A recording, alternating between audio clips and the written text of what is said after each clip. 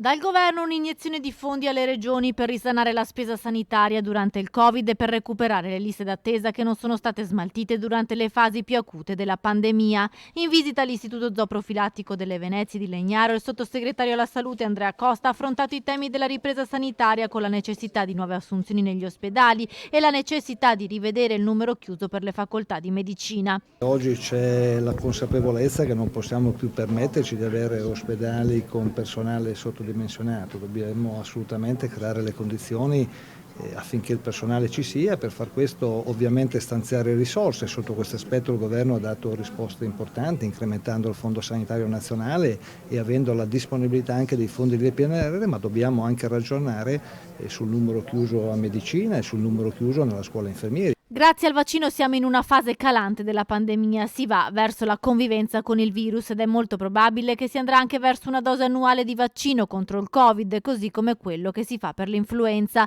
Nel frattempo il governo sta lavorando per definire il progressivo allentamento delle restrizioni del Super Green Pass a partire da aprile. Si inizierà con un graduale allentamento partendo dai luoghi all'aperto, in alcune realtà trasformare il Green Pass rafforzato in Green Pass base, quindi anche questo è un allentamento, e proseguire gradualmente e tornare alla normalità.